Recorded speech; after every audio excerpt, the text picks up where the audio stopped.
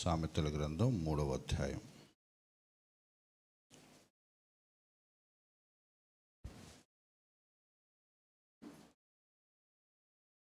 సొలొమోను భక్తుడు రకరకాల సామెతలు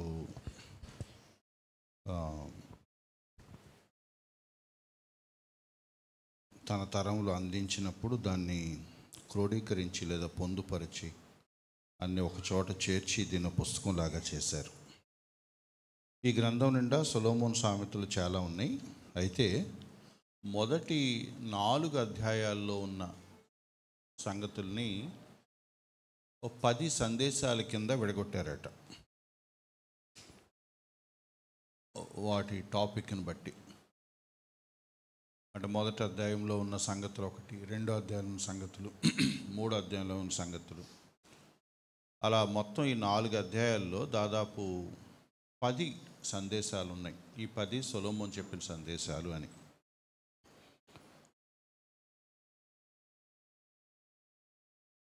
కొంతమంది 8వ అధ్యాయంలో కూడా కొన్ని కలుపుతారు. ఈ 10 ప్రధానంగా మనకి చెప్పాలనుకుంటున్నాడు. అందుకే వీటిని ముందు అధ్యాయాల్లో వీటిని పొందుపరిచారు. అలా చూసుకుంటున్నప్పుడు మనం మాట్లాడుకోబోయే 3వ అధ్యాయం బహుశా 4వ సందేశం కిందకి రావచ్చు. అంటే 3వ అధ్యాయంలో మొదటి 12 వచనాలు మనం చూడబోతున్నాం. 3వ అధ్యాయం 1వ వచనం నుంచి 12వ వచనం వరకు. సో దీని ముందు దీని తర్వాత కూడా చాలా ఉన్నాయి. వాటిని మీరు ఎప్పుడన్నా ఆసక్తి ఉన్నప్పుడు సొలొమోను సందేశాలు లాంటి కేటగిరీస్ ఎత్తుకుతూ ఉంటే మీకు దొరకచ్చు. ఈ 3వ అధ్యాయంలో మనం చూడబోయే సంగతులు ఆయన మాట్లాడిన సందేశాల్లో, అంటే ఈ 4 అధ్యాయాల్లో ఉన్న 10 సందేశాల్లో 4వది అని కూడా అనుకోవచ్చు. నా కుమారుడా, నా ఉపదేశమును మరువకము, నా ఆజ్ఞలను హృదయపూర్వకముగా గైకొనుము. ఈ మాటలు ఎన్నిసార్లు ఉంటాయో చెప్పలేము. సామెత గ్రంథం నిండా ఉన్న మాటలు. నా కుమారుడు అని సొలొమోను అంటున్నప్పుడు సాధారణ అర్థం ఏంటంటే, సొలొమోను తన కొడుకు చెప్పుకుంటున్నాడు. సొలొమోను తన కుమారుడికి చెప్తున్నాడు. ఆ చెప్పే నేపథ్యంలో బోల్డన్ని జ్ఞాన సూక్తులు చెప్పాడు. విచారం ఏంటంటే, సొలొమోను కొడుకు వాటిని కొంచెం కూడా తీసుకోలేదు. చాలా ఆశ్చర్యం. సొలొమోను కొడుకు స్టోరీ మనకు తెలుసు కదా, ఎంత క్రూరంగా పరిపాలించాడో మనకు తెలుసు. ఇవేమీ అతనిలో కనపడవు మనకి. కానీ వాటిని నేర్చుకున్న వాళ్ళ జీవితాలు మాత్రం బాగున్నాయి.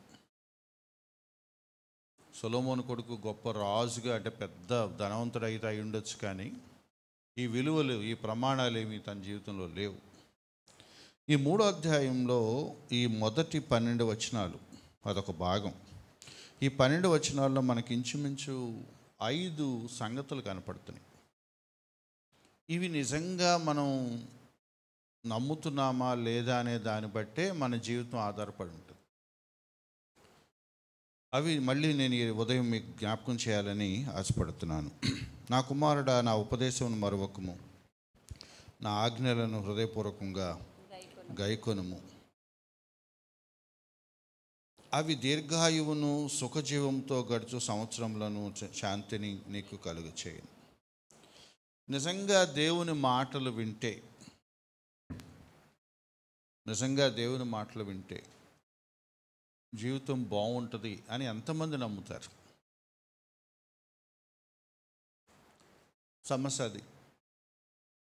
నా కుమారుడా, నా ఆజ్ఞలు గైకొనుము, అవి నీ ఆత్మకు, లేకపోతే నీ జీవితానికి దీర్ఘాయువును సంతోషాన్ని కలిగిస్తాయి.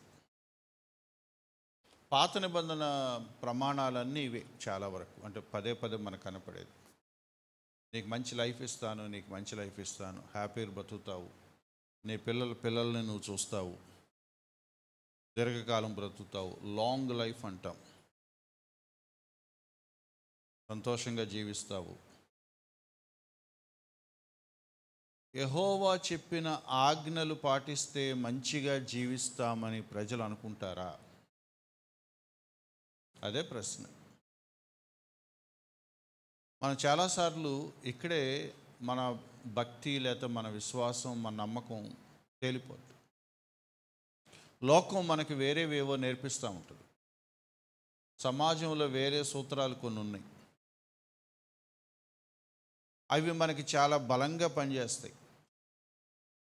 వాక్యంలో ఉన్న సత్యాల కంటే కూడా బయట మనం నేర్చుకున్న ప్రమాణాలు చాలా స్ట్రాంగ్గా మన హృదయంలో నాటుకుపోయి ఉంటాయి. ఒక దైవ సేవకుడు అన్నాడట, బైబిల్ బైబిలే, బయట బయటే అని. బయటకు వెళ్ళినప్పుడు అది వేరు. సంఘస్థులు ఎవరో అడిగారట, అయ్యా మరి ఇలా చేస్తున్నారు మీరు, బాగాలేదు కదండి అమ్మా, బయట సంగతులు వేరు, చర్చిలో సంగతులు వేరు, ఈ రెండింటిని కలపొద్దు అన్నాడు. అంటే ఏంటి? 6 రోజులు నేను ఏం చేస్తానో మీకు అనవసరం, 7వ రోజు నేను చెప్పేది ఏదో అది మీరు చూసుకోండి, అది కూడా మీరు వినండి అంతే. అప్పుడు వాళ్ళు కూడా నేర్చుకుంటారు. సరే సార్, మేము కూడా మరి 6 రోజులు మేమేమి మా పద్ధతి మాదే, మీ పద్ధతి మీదే, ఆదివారం కలిసి ప్రార్థన చేసుకుందాం.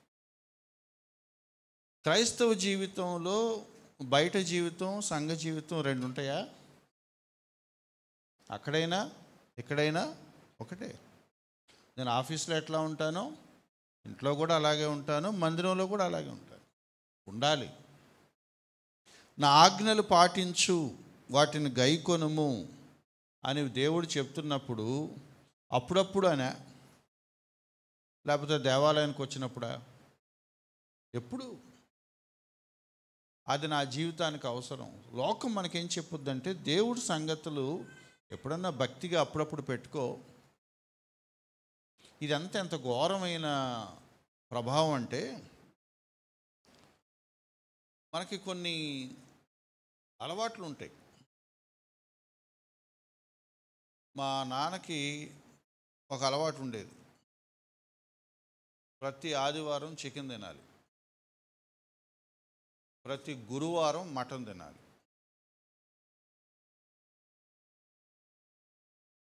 ఇంకెన్ని రోజులు మిగిలినాయి? ఒకరోజు కోడిగుడ్డు కేటాయించాడు, మిగిలిన రోజు కూరగాయలు ఒకరోజు, ఆకుకూర ఒకరోజు, పప్పు ఒకరోజు, ఇలా పెట్టాడు. 7 రోజులకి 7 పెట్టాడు. ఆయనకి అది ఎంత సిన్సియర్ అంటే, ఆయన చనిపోయే వరకు దాన్ని పాటించాడు. మాకు కూడా మైండ్ ఎట్లా అయిపోయిందంటే, ఇవాళ ఏంటి గురువారం ఏంటి ఏమైనా ఉందా అంటాం అలవాటు అయిపోయింది మాకు కూడా, పెరుగుతున్న కొద్దీ. ఆయనకు అది ఆయన పెట్టుకున్న ఒక సిస్టమ్ అన్నమాట. ఆ రోజు అది కాకుండా వేరే కూర కనపడితే ఆయన జీవితం తలకిందులైపోదు. ఏంటి బతుకు ఆదివారం చికెన్ లేకుండా అంటాడు.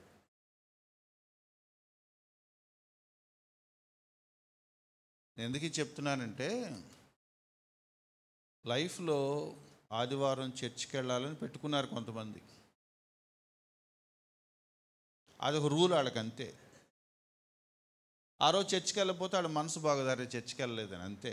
దానికి జీవితానికి ఏం సంబంధం ఉండదు. మిగిలిన రోజులు కొన్ని చేయాలని పెట్టుకున్నారు, అయ్యే మళ్ళీ ఆజ్ఞలు పాటించాలని ఎవరు అనుకోవట్లా. నా కుమారుడా వాటిని పాటించు అని అంటున్నప్పుడు దేవుడు నిజంగా చెప్తున్నాడు. ఆ మధ్యలో ఎక్కడో ఒక సోషల్ మీడియాలో ఒక మీమ్స్ అంటారు కదా, ఒకటి చూశాను. దేవుడట పరలోకానికి వెళ్ళాక, నువ్వు మరీ ఎక్కువ తీసుకున్నావు బైబిల్ని, నేను అంత చెప్పలేదురా అని అంటాడని మీరు అనుకుంటున్నారా అన్నాడు ఒక ఆయన. నేను చెప్పింది మీకు అర్థమైందా? నిన్ను వల్ల నీ పొరుగువాడిని ప్రేమించండి, నువ్వు మరీ ఎక్కువ ఆలోచించావరా, నేను అంత చెప్పలేదురా అని అంటాడా? చోదం నుంచి పారిపోంటే మరీ ఎక్కువ జాగ్రత్తలు తీసుకున్నావురా, నేను అంత చెప్పలేదని అంటాడా?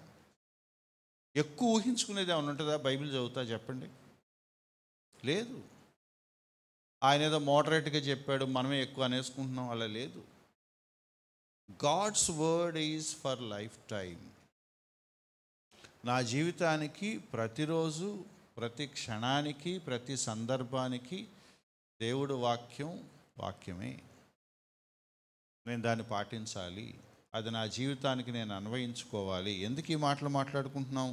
ఆయన కొన్ని సూత్రాలు చెప్తున్నాడు. లైఫ్ టైం అని అనుకుంటున్నాం కదా, నిజంగా జీవితానికి అవి పనికొస్తాయా, నిజంగా జీవితానికి అవసరం అంటే కొన్ని విడగొట్టి చెప్తున్నాడు. దయను సత్యమును ఎన్నడూ విడిచిపోనీయకము, వాటిని కంఠభూషణంగా ధరించుకొని హృదయం అనే పలక మీద వాటిని రాసుకో. విలువలు, కొన్ని విలువల గురించి బైబిల్ మాట్లాడుతుంది. ఆ విలువలు పట్టుకోవాలి. ఆయన ఆజ్ఞలు పాటించడం అంటే ఏంటంటే ఆదివారం రూల్ పెట్టుకుని చర్చికి వెళ్ళటం కాదు. విలువలు, బైబిల్ చెప్తున్న విలువలు మనందరికీ తెలుసు. ఊరికినే కంటతా చెప్పేస్తాం. ప్రేమగా ఉండాలి. ఇక్కడ 2 మాటలు చెప్తున్నాడు, దయ, సత్యం. ఈ దయ అనే మాట కొన్ని చోట్ల కృప అని వాడారు, కరుణ అని వాడారు, కనికరం అని వాడారు, జాలి చూపించటం అని కూడా అన్నారు. ఎన్ని మాటలు వచ్చేసినాయి చూడండి. మీకా గ్రంథంలో ఆయన అన్నాడు, నేను మిమ్మల్ని ఏమడిగాను? న్యాయంగా నడుచుకోమని, కనికరంగా ఉండమని, ప్రేమగా ఉండమని. యేసుక్రీస్తు వారు బోధించారు, సాత్వికులు, దీనత్వము, కనికరం గలవారు ధన్యులు. ఆత్మఫలం మనకు తెలుసు, 9 క్వాలిటీస్ ఉన్నాయి. దీర్ఘశాంతము, ఇవన్నీ మనకు తెలుసు. విలువలు, కొన్ని గుణాలు అంటారు, కరెక్ట్ మాట చెప్పాలంటే వర్చ్యూస్ అన్నారట, సుగుణాలు, కొన్ని మంచి గుణాలు. ఈ సుగుణాలను నీ హృదయం మీద రాసుకో అంటున్నాడు.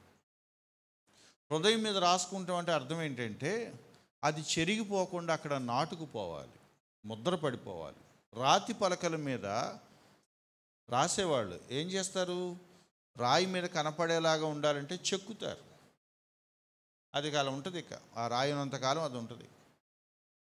అలా నీ హృదయం మీద ఉండిపోయేలాగా నువ్వు దాన్ని పెట్టుకో, గుర్తుపెట్టుకో, బాగా గాఢంగా ముద్ర పడిపోయేలాగా చేసుకో. నేను జాలిగా ఉండాలి, నేను దయగా ఉండాలి, నేను సత్యంగా ఉండాలి, నేను యథార్థంగా ఉండాలి, నేను ప్రేమగా ఉండాలి, నేను సాత్వికంగా ఉండాలి అని మనకు మనమే గట్టిగా ముద్ర వేసుకోవాలి.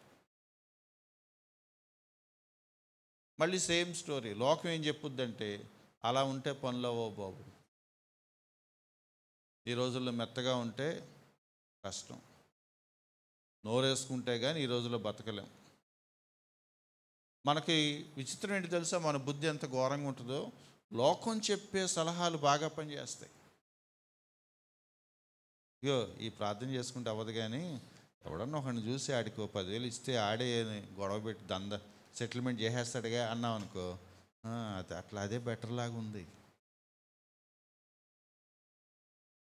అంటే మనకి ఏవి నచ్చుతున్నాయి, ఎవరి సలహాలు నచ్చుతున్నాయి, ఏ పద్ధతులు నచ్చుతున్నాయి.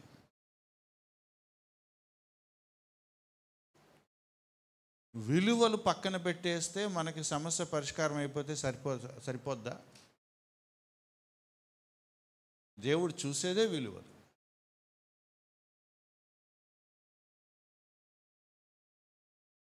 బలి నేను కోరను ఏమన్నాడు ఆయన?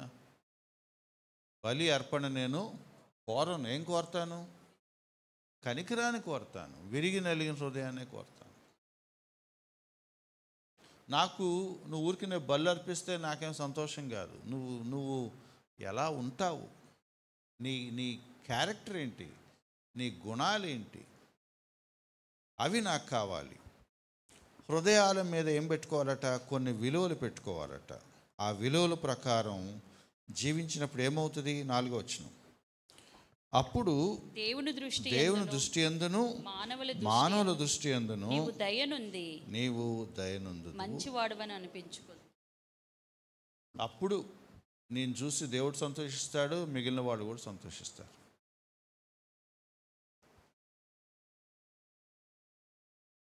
బైబిల్ చెప్తున్న జీవన విధానం నేను కలిగి ఉండాలి అని మీరు ఇష్టంగా అనుకోనంత వరకు మీ జీవితంలో ఏ మార్పు రాదు. అది ఒక మతం లాగా మీరు చేస్తూ ఉంటారు తప్ప అది జీవితం అవ్వదు.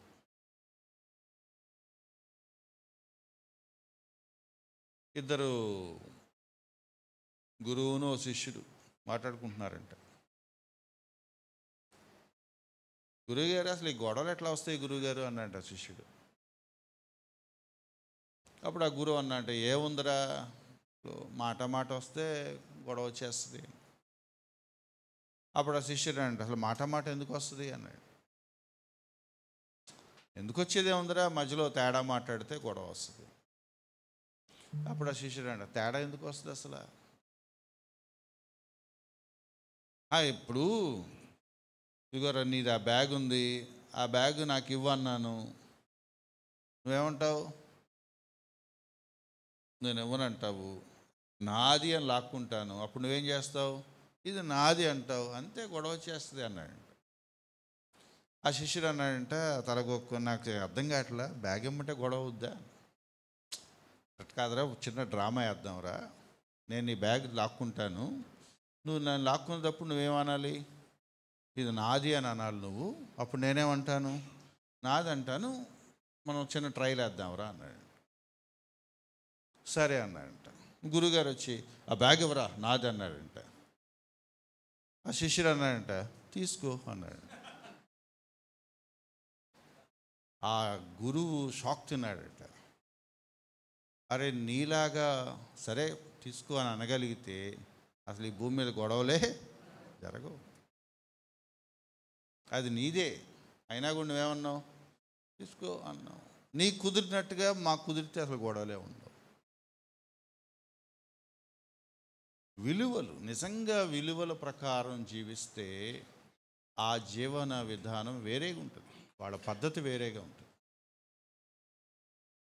ఆ విలువలు పక్కన పెట్టి, అమ్మో పొద్దున్న ప్రార్థన చేసుకోవాలి, అమ్మో ఆదివారం చర్చికి వెళ్ళాలి, శనివారం వెళ్ళకపోతే ఆయన తిడతాడు, కొన్ని రూల్స్ పెట్టుకుంటే అవి పాటిస్తున్నాం. ఇప్పుడు మా నాన్న వారానికి ఓ రోజు కూర వండుకున్నట్టే, దానికి ఆత్మీయ జీవితానికి విలువలకి.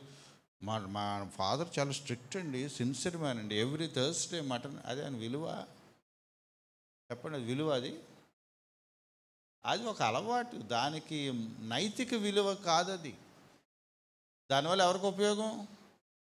ఎవరికి ఉండదు, ఆయన కూడా ఉపయోగం లేదు. ఏమవుద్ది ఆరోగ్యం? ఎవరికి ఉపయోగం లేదు. మీరేదో ఒకటి పెట్టుకొని దాని కట్టుబడి మీరుండి చాలా విశ్వాసంతో మీరున్నాను అనుకుంటే పొరపాటు. దేవుడు మిమ్మల్ని చూసి సంతోషించాలి, మనుషులు మిమ్మల్ని చూసి సంతోషించాలి. 4వ వచనం, అప్పుడు దేవుని దృష్టి యందును మానవుల దృష్టి యందును నీవు దయనుంది మంచివాడివని అనిపించుకుంటావు. మీరు బాగా గుర్తుపెట్టుకోండి, మీరు కొన్ని రూల్స్ పెట్టుకొని బ్రతికితే మీకు సాక్ష్యం రాదు. వారం చర్చికి వెళ్ళిపోతాను, పొద్దున్నే లేస్తాను, రాత్రి పడుకుందో ప్రార్థన చేసుకు, ఎవ్రీ ఫ్రైడే ఫాస్టింగ్, వీటి వల్ల మీకేం సాక్ష్యం రాదు. అది మీ వ్యక్తిగత అలవాటు. మీ గురించి ఎవరైనా 2 మంచి మాటలు చెప్పుకోవాలంటే మీరు ఎలా ప్రవర్తిస్తారో అదే, మీరు ఏ విలువల ప్రకారం జీవిస్తారో అదే. మీ జీవిత లైఫ్ స్టైల్ చూసి ఎవరో మీకు మార్కులు వేయరు, మీ విలువలు చూసే ఆలోచిస్తారు. ఈయనేంటి వేరేగా ఉన్నాడు, ఈయన మాట తీరేంటి, ఈ టైంలో ఇలా ఏంటి, ఈ టైంలో ఇలా ఏంటి.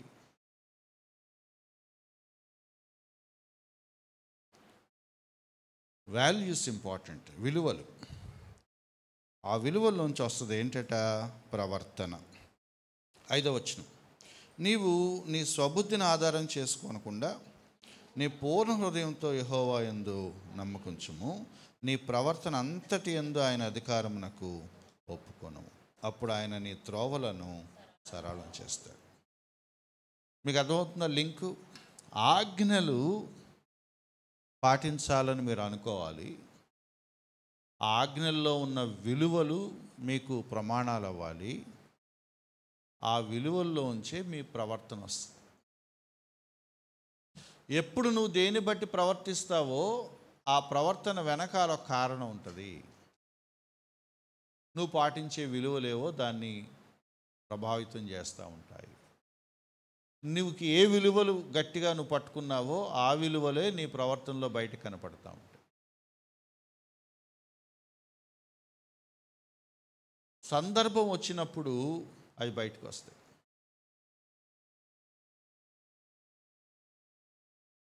మా చిన్నప్పుడు ఉదాహరణ చెప్పేవాళ్ళు, నేను గతంలో మీకు చాలాసార్లు చెప్పుంటాను. స్పాంజ్ నీళ్ళలో ముంచి బయట తీసి పిండితే ఏమొస్తుంది చెప్పండి? స్పాంజ్ నీళ్ళలో తీసి బయట తీస్తే ఏమొస్తుంది? బురదలో పిండితే. ఒకడికి కోపం వచ్చినప్పుడు సంస్కృతం భాష బయటకు వస్తుంది. ఎందుకు చెప్పండి? లోపల ఆ భాషే ఉంది కాబట్టి. ఒక్కోసారట కొంచెం ప్రెషర్ ఎక్కువైతే బయటకు వస్తుందంట. ఒత్తిడి గట్టిగా ఉంటే బయటకు వస్తుంది.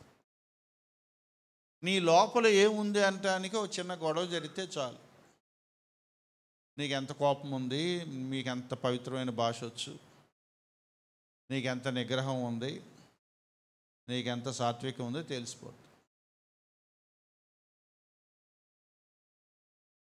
నా కోపం వస్తే నేను ఏం చేస్తాను నాకే తెలియదు అంటే నీ కంట్రోల్లో నువ్వు లేవనేగా. నీ కంట్రోల్లో నువ్వు లేవనేగా. నీ విలువలు ఒత్తిడికి గురైనప్పుడు బయటకు వస్తాయి.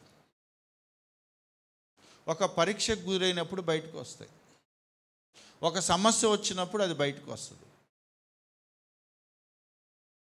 ఓ చిన్న సంఘర్షణ నువ్వు గురవగానే అప్పుడు అసలు క్యారెక్టర్ బయటకు వచ్చేస్తుంది.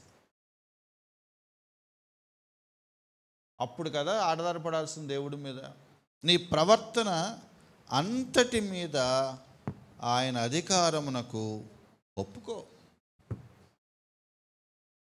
నా క్యారెక్టరు, నా బిహేవియరు ఎవరు కంట్రోల్ చేయాలి? దేవుడు కంట్రోల్ చేయాలి. అలా అనుకోవాలి కదా, అలా కోరుకోవాలి కదా. నా బిహేవియర్ని నువ్వు కంట్రోల్ చేయి ప్రభువా అని మీరు ఎప్పుడైనా అడుగుతారా దేవుడిని?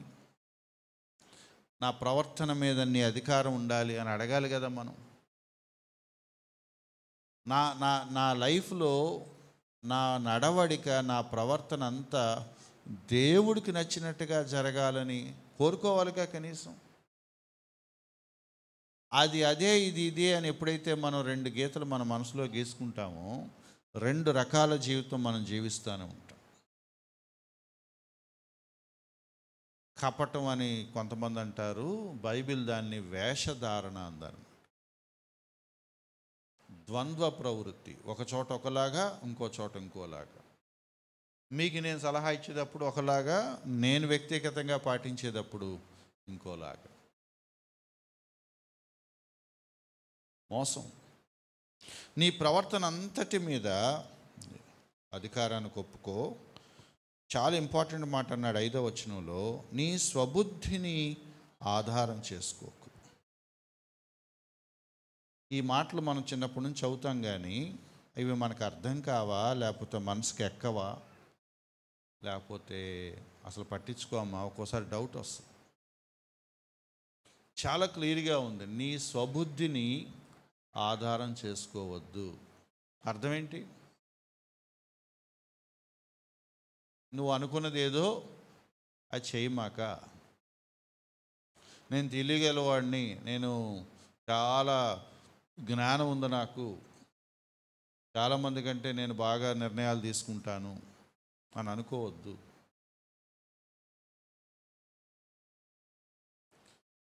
నీ నిర్ణయాలు మీ తీగలకు అర్థమవుతున్నాయా? నీ విలువలు, నీ నిర్ణయాలు. ప్రతిరోజు ఏవో పనులు చేస్తూ ఉంటాం, ఏవో నిర్ణయాలు తీసుకుంటూ ఉంటాం, అవి కొంటాం, ఇవి కొంటాం, అక్కడికి వెళ్తాం, ఇక్కడికి వెళ్తాం, అప్పటికప్పుడు నిర్ణయాలు తీసేసుకొని చెప్పేస్తాం వాళ్ళకి మాటలు. ఎక్కడ దేవుడు? నీ నిర్ణయాల్లో దేవుడు ఎక్కడ? ఎవరిని బేస్ చేసుకొని ఆ డెసిషన్ తీసుకున్నావు నువ్వు?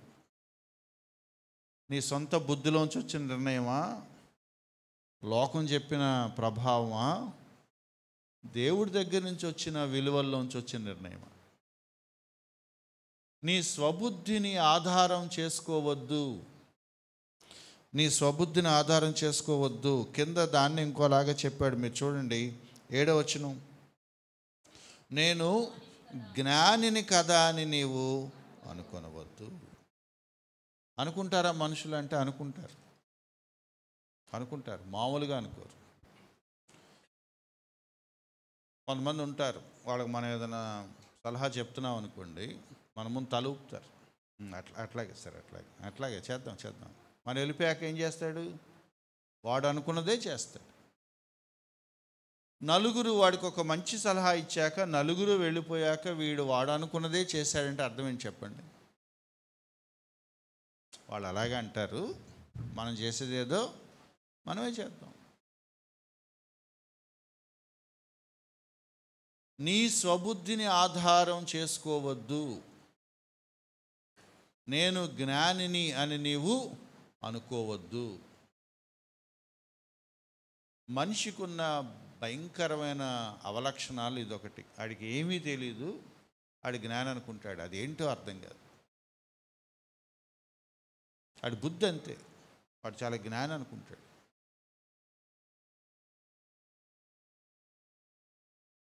మొన్న ఆ మధ్య ఎవరు ఒక ఆయన అంటున్నాడు, రాజశేఖర్ అదేంటి జగన్మోహన్ రెడ్డి చాలా తప్పు చేశాడండి. ఈడే సందులో తిరుగుతాడు. ఆయనేమో ఒక టర్మ్ ముఖ్యమంత్రి, ఏమంటున్నాడు?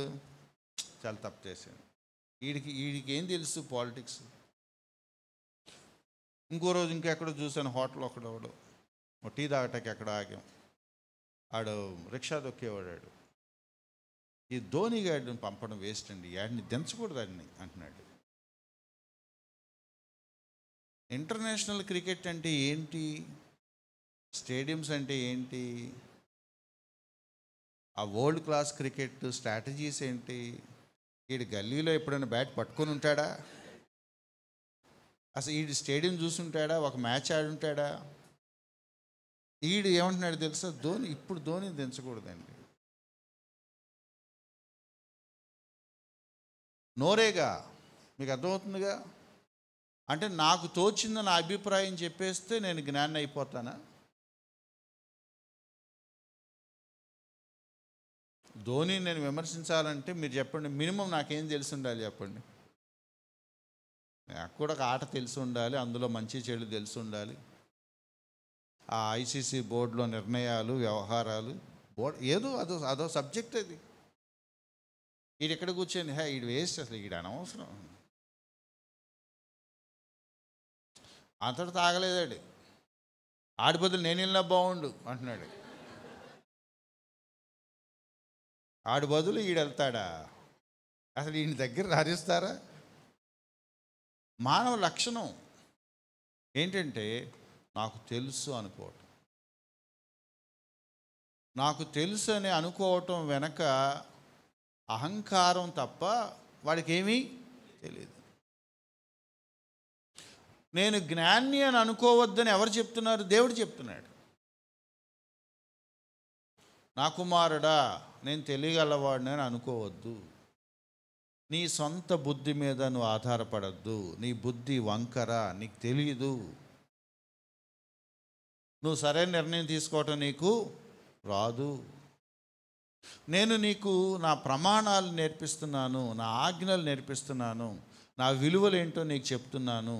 ఈ ప్రమాణాల ఆధారంగా, ఈ విలువల ఆధారంగా, ఈ ఆజ్ఞల ప్రకారం నువ్వు ఏం చేయాలో ఏం చేయకూడదో నిర్ణయాలు తీసుకునే అవకాశం నేను నీకు ఇస్తున్నప్పుడు అది పక్కన పెట్టి నా స్వబుద్ధిని ఆధారం చేసుకుంటానంటావేంటి? చాలామంది వాళ్ళ సమస్య నాకు చెప్తా ఉంటే నేను చాలాసార్లు అడిగే ఒక ప్రశ్న ఏంటంటే, ఇది నీకు ఎక్కడి నుంచి వచ్చింది? ఇది నీకు ఎక్కడి నుంచి వచ్చింది? ఈ ఆలోచన, ఈ నిర్ణయం నువ్వు తీసుకోవడానికి కారణం నీకు ఎక్కడి నుంచి వచ్చింది? అది బైబిల్ నుంచి వచ్చిందా, బయట నుంచి వచ్చిందా అని నేను ఊరికి ఇట్లా అనుకున్నాను. ఊరిని అనుకోవటానికి మనకేం విలువలు లేవా? మనకేం విలువలు లేవా? ఉన్నాయి కదా. నీ ప్రవర్తన అంతటి మీద ఆయన అధికారానికి ఒప్పుకో అంటే ఈ సంఘటనలో వదిలేద్దాం దేవుణ్ణి? ఇక్కడ కూడా కదా. మన నిర్ణయాలు, మనం తీసుకునే రోజువారీ నిర్ణయాలు దేవుడికి అనుకూలమైనవా కాదా? సొంత నిర్ణయాలా, మనకు నచ్చినట్టుగా తీసుకున్నవా, నాకు తెలుసులే అనుకునే నిర్ణయాలా? ప్రమాదం అంటున్నాడు, ప్రమాదం అంటున్నాడు.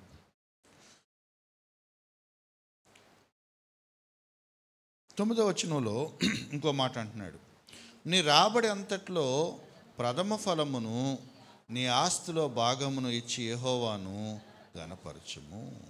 కొంతమందికి ఇబ్బందిగా అనిపించవచ్చు, కొంతమందికి అర్థం కాకపోవచ్చు. నీ డబ్బులు ఎవరి? మీకు తీగలు కనెక్ట్ అవుతున్నాయో లేవో? నీ విలువలు, నీ ప్రమాణాలు, నీ నిర్ణయాలు, నీ ధనం కూడా ఎవరిది? దేవుడు. ఈ మాట నాకు చాలా కాలం అర్థం కాలేదు, అంటే మనసు దృష్టి పడలేదు. 9వ వచనం, నీ ఆస్తిలో భాగమునిచ్చి, అంటే ఇశ్రాయేల్ ప్రజలకు ఒక ప్రమాణాలు, అంటే ఎంత ఇవ్వాలో లెక్కలు ఉన్నాయి కాబట్టి ఆ మాట అన్నారు. ఎంత ఇస్తామనేది పక్కన పెట్టి ఇచ్చి యెహోవాను ఘనపరచుము. దేవునికి నువ్వు కానుక ఎందుకు ఇస్తున్నావంటే ఆయన ఘనపరచటానికి. ఎంత ఇస్తున్నావు అనేది కాదు. కొత్త నిబంధన దానికి ఏమీ ఒక పర్సంటేజ్ చెప్పలేదు. దశంభాగం అనే మాట మీరు పాత నిబంధనలో చూస్తారు కానీ కొత్త నిబంధనలో లేదు. అసలు ఆ పదం మీకు తగలదు. అసలు దాని గురించి వాళ్ళు డిస్కస్ చేయదలుచుకోలేదు, దాటేశారు, చాలా ముందుకెళ్ళిపోయారు. ఎక్కడి దాకా వెళ్ళిపోయారంటే వర్ధిల్లిన కొలది. మీకు మీ చేతనంత చేసుకోండి దేవుడి పని, మీ చేతనం చేసుకోండి అక్కర్లో ఉన్న వాళ్ళ సహాయం. నువ్వేం చేయగలిగితే నీ స్థాయి ఏంటి, నీ స్తోమతను బట్టి, దేవుడు నీకు ఇచ్చిన భారాన్ని బట్టి చేస్తే చెయ్యి. ఇక్కడ అంటున్న మాట ఏంటంటే ఇచ్చి యెహోవాను ఘనపరచండి. మీ మనసుల్లో ఏముందో నాకు తెలియదు, చాలా చోట్ల ఉండేది. నేను జనరల్ అబ్జర్వేషన్ మీద చెప్తున్నాను. చాలామంది దృష్టిలో ఒక పనికిరాని ఆలోచన ఉంటుంది. నేను పాస్టర్ గారికి ఇస్తున్నాను. దరిద్రం ఎవరికి? మీకే. ఎందుకు? మీకు ఆ తలంపు ఉన్నందుకు. దరిద్రం అది.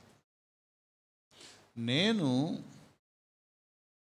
దేవుడికిచ్చి దేవుడిని ఘనపరుస్తున్నాను, దేవుడిని ఘనపరచడం కోసమే దేవునికి నేను ఈ చిన్న కానుక ఇస్తున్నాను అనేది నీకు మనసులో ఏర్పడకపోతే నువ్వు సరిగా అర్థం చేసుకోలేరు దేవుని వాక్యాన్ని. భక్తులట, దేవా ఈ నెల మాకు ఈ జీతం ఇచ్చావు, ఇది నువ్విచ్చిందే, ఈ 20,000 జీతం నువ్విచ్చిందే, నువ్విచ్చిన జీతంలోంచే ఒక కొంత తీసి నేను నీకు మళ్ళీ ఇస్తున్నాను, ఈ నీకు ఇచ్చే ఆఫరింగ్ కూడా నువ్విచ్చిందే, నువ్విచ్చిన జీతంలోంచి తీసి నేను కొంత ఇస్తున్నాను. ఏంటి అంటే ఇది నువ్వు నాకు ఇచ్చావు అని నేను గుర్తించి ఒప్పుకొని తలంచుతున్నానని చెప్పటానికి. మనం ట్యాక్స్ కట్టట్లా, 10% ఇచ్చేయండి రా గోల అంటే ఎవరికి ఇస్తున్నావు? ఎవరికి ఇస్తున్నావు? పిచ్చి రోత భ్రష్టమైన ఆలోచన అన్నమాట. దేవుని దగ్గరికి అర్పణలు ఎందుకు తీసుకొస్తాం? దేవుని దగ్గరికి కానుకలు ఎందుకు తీసుకొస్తాం? దేవుడి దగ్గరికి ఏదన్నా కృతజ్ఞతాపూర్వకంగా ఎందుకు తీసుకొస్తావు? యెహోవాను ఘనపరచటానికి. రోజు పోషించేది నువ్వే, సంవత్సరాలు పోషిస్తుంది నువ్వే, ప్రతి నెల మా అవసరాలు తీరుస్తుంది నువ్వే, మా అనుదిన ఆహారం మాకు దయచేస్తుంది నువ్వే, కడుపు నిండా 3 పూట్ల తినటానికి కావాల్సిన సమృద్ధిని ఇచ్చింది కూడా నువ్వే అన్న సంగతి గుర్తు చేసుకుంటూ ఇది నీదే అని చెప్పటమే ఘనపరచటం. ఇది నాది అని ఎప్పుడైతే నువ్వు అనుకుంటావో లెక్కలు తేడా వస్తాయి. చూడండి, మనిషి ఎంత ఘోరమైన వ్యక్తి అంటే నీ ఆజ్ఞలు నాకొద్దు, నీ కట్టడలు నాకొద్దు, నాదొక సిస్టమ్ ఉంది. నీ విలువలు నాకొద్దు, నాకు కొన్ని విలువలు ఉన్నాయి. నీ ప్రమాణాలు నాకొద్దు, నా నిర్ణయాలు నేను తీసుకుంటాను. నీ జ్ఞానం, నీ వాక్యం నాకొద్దు, నా సొంత బుద్ధి మీద నాకు నచ్చినట్టుగా నేను ప్రవర్తిస్తాను. ఈ డబ్బులు నువ్వు ఇచ్చావన్న సంగతి కూడా నేను గుర్తుపెట్టుకోను. ఈ డబ్బులు ఎవరి అనుకుంటాను? ఇవి నాదే అనుకుంటాను. వాడి జ్ఞానం ఉండదు, వాడి జ్ఞానవంతుడు అనుకుంటాడు. వాడికి విలువలు ఉండవు, నన్ను మించినోడు లేడని అనుకుంటాడు. వాడికి డబ్బులు ఇచ్చింది ఎవరు? దేవుడు. కానీ ఏమని మాట్లాడతాడు? ఇది నా డబ్బు అంటాడు. యేసుక్రీస్తు వారు చాలా తీవ్రంగా, చాలా షార్ప్గా వార్న్ చేశారు. ఒక ధనవంతుడు, నా ప్రాణమా తినుము త్రాగుము సుఖించుము అని అంటే ఏమన్నాడు? వెర్రివాడా, వెర్రివాడా, ఈ రాత్రి దేవుడు నిన్ను సర్దుకోమంటే ఏం చేస్తావు? నాది అని అనద్దు. నాది దేవుడికి ఇస్తున్నాననే మాట నీ నోటెమ్మడి రాకూడదు. అది నీది కాదు. నువ్వు ఇంకా అది నాది కాకపోవటం ఏంటి అని అనుకుంటున్నావంటే నీకేదో పట్టుకొని లాగుతుంది అనమాట వెనక్కి. నేను దేవుడు నాకు ఇచ్చిందే మళ్ళీ తిరిగి నేను దేవునికి ఇస్తున్నాను. అలా ఇవ్వటం ద్వారా నేను యెహోవాను ఘనపరుస్తున్నాను. మీ ధనంతో యెహోవాను ఘనపరచడం మీకు రానప్పుడు మీకు ఎందుకు ఇవ్వాలి ఆ ధనం అని కనుక దేవుడు అడిగితే మీ దగ్గర ఏముంటుంది జవాబు? నెలకు మీరు 10,000 20,000 తెచ్చుకుంటున్నారు జీతం మాట వరుసకి. నీకు ఎందుకు ఇవ్వాలరా 10,000 అని ఒకవేళ దేవుడు అంటే మీ దగ్గర ఆన్సర్ ఏంటి? ఏం చూసి ఇవ్వాలి? నీ ప్రవర్తనను బట్టా, నీ విలువలు బట్టా, నీ ప్రమాణాలు బట్టా, నీ యథార్థతను బట్టా, నీ భక్తిని బట్టా ఏమి నిలబడుతుంది? ఏమి నిలబడదు. అసలు ఘోరం ఏంటంటే నాది అని ఎట్లా అనుకుంటావు నువ్వు? నీది కాని దాన్ని యెహోవా దయతలిచి నిన్ను కరుణించి నీకు 3 పూట్ల అన్నం పెడతా ఉంటే నాది అని నువ్వు అనుకుంటున్నావంటే ఆ దేవుని ఘనపరచడం ఎట్లా అవుతుంది? చాలా స్పష్టంగా ఉన్నాయి చాలా మాటలు. నా కుమారుడా అని అంటున్నాడు, తను చెప్పాలనుకున్నవి చెప్తున్నాడు. ఇంకో మాట చెప్పి నేను ముగిస్తాను. 12వ వచనం. నా కుమారుడా, యెహోవా శిక్షను తృణీకరింపొద్దు, ఆయన గద్దింపునకు విసుకవద్దు. తండ్రి తనకిష్టుడైన కుమారుని గద్దిస్తాడు, అలాగే యెహోవా తాను ప్రేమించు వారిని గద్దిస్తాడు. ఈ వచనం కూడా మనకి ఎగిరిపోయింది. ఈ వచనం ఒకటి ఉందని కూడా మనకి తెలియదు. ఈ వచనం ఎక్కడ చదివారు మీరు? ఇక్కడ కాకుండా, సామెతల్లో కాకుండా ఈ వచనం ఎక్కడుంది? హెబ్రీలో ఉంది. హెబ్రీ 12వ అధ్యాయంలో ఉంది. ఈ వచనాన్ని కోట్ చేశాడు. దేవుడు ఎప్పుడైనా మిమ్మల్ని సరి చేస్తూ ఉంటే ఏం చేయాలి చెప్పండి? లోబడాలి. తిట్టుకోవద్దు, విసుక్కోవద్దు, తృణీకరించొద్దు. దానికి ముందు ఇప్పుడు ఈ స్టేట్మెంట్ అర్థం చేసుకోండి. దేవుడు మిమ్మల్ని ఎప్పుడైనా సరి చేస్తూ ఉంటాడు అంటే సరి చేస్తాడా? చేస్తాడు. నా కుమారుడా నేను అప్పుడప్పుడు శిక్షిస్తాను అంటున్నాడు, జరుగుద్దా? శిక్ష అంటే మీరు అనుకున్న శిక్ష కాదు, క్రమశిక్షణ. దేవుడు అప్పుడప్పుడు కాస్త సరి చేస్తాడు, మనల్ని 2 దెబ్బలేస్తాడు. దానికి కూడా మనసు రెడీ చేసుకోండి. అది వద్దు అని నువ్వు అంటున్నావంటే అర్థం ఏంటంటే దేవుడు నీ జీవితంలో జోక్యం చేసుకోవటం నీకు ఇష్టం లేదని చెప్తున్నావు అన్నమాట. నేను మా అమ్మాయిని కొడతానా, అరుణ్ వాళ్ళ అమ్మాయిని కొడతానా? చెప్పండి. అరుణ్ కొడితే ఒక 5 నిమిషాల తర్వాత మళ్ళీ అరుణ్ దగ్గరికి వెళ్తుందా, నేను కొడితే నా దగ్గరికి వస్తుందా? నువ్వెవడవురా అసలు నా మీద చేయటానికి?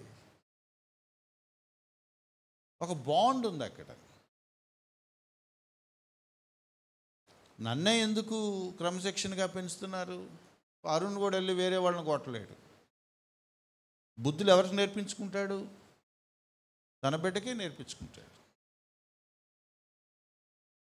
దేవుడట మనల్ని జీవితాలని క్షుణ్ణంగా పట్టించుకొని మనకేదో నేర్పిస్తూ ఉంటే అర్థం ఏంటంటే దేవుడు మనల్ని ప్రేమిస్తున్నాడని గుర్తు. మనల్ని పట్టించుకోవట్లేదంటే మనకు హాయిగా ఉంటుంది, కానీ బైబిల్ లెక్కలో మనల్ని పట్టించుకోవట్లేదంటే అది చాలా పెద్ద ట్రాజడీ. ఎందుకంటే దేవుడికి మనకి ఏమి సంబంధం లేదు. హెబ్రీ పత్రిక అదే చెప్తున్నాడు. నిజంగా మీరు దేవుడు మమ్మల్ని పట్టించుకోవటం మాకు ఇష్టం లేదు అన్నట్టుగా ప్రవర్తిస్తే అర్థం ఏంటంటే మీరు దేవుని పిల్లలు కాదు, ఇంకెవరి పిల్లలో. దేవుడు తన పిల్లల్ని మంచిగా క్రమశిక్షణలో పెంచుతాడు, నువ్వు దానికి లోబడాలి. ముందే చెప్పేస్తున్నాడు, అన్నిసార్లు అలాగే ఉండదు, అన్నిసార్లు సుఖంగా ఉండదు. అప్పుడప్పుడు దేవుడు కాస్త క్రమశిక్షణ గుండా తీసుకువెళతాడు, నువ్వు దానికి సిద్ధపడు, అది నీకు మేలు. ఆయన గద్దింపుని విసుగవద్దు, ఆయన శిక్షను తృణీకరింపొద్దు.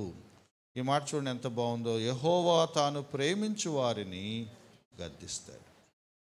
అప్పుడప్పుడు దేవుడు గద్దిస్తున్నప్పుడు నువ్వేం చేయాలి అంటే సరే అని అనాలి, సరే అనాలి.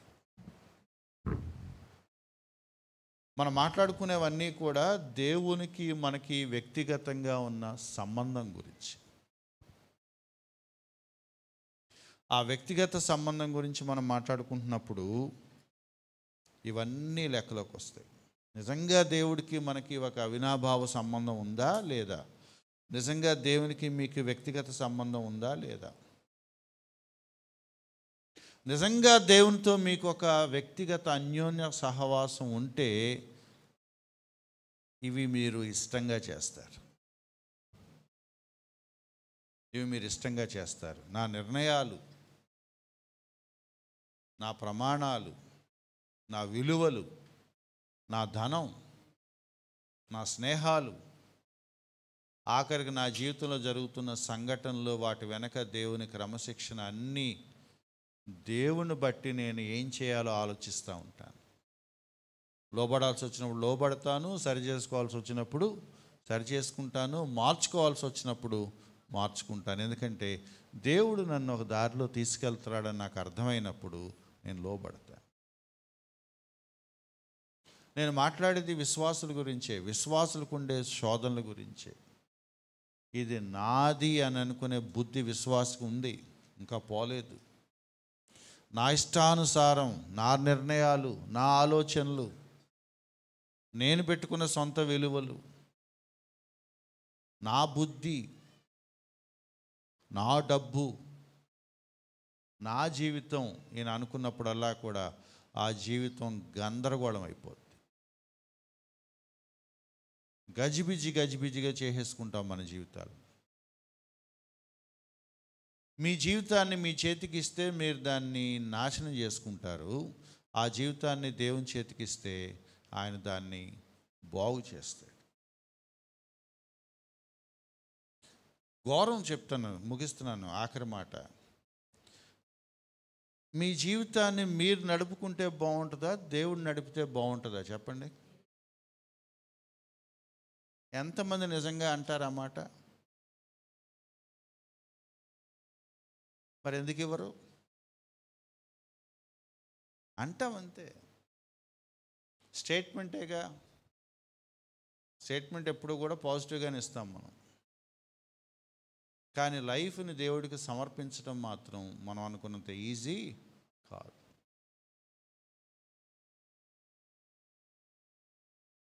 పూర్తిగా లోబడటం, నీ ప్రవర్తన అంతటి మీద ఆయన అధికారానికి లోబడటం.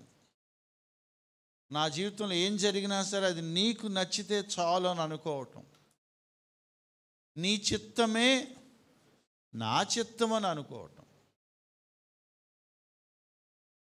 మనం అనుకున్నంత ఈజీ కాదు. తల్ల వంచి ప్రార్థన చేసుకుందాం.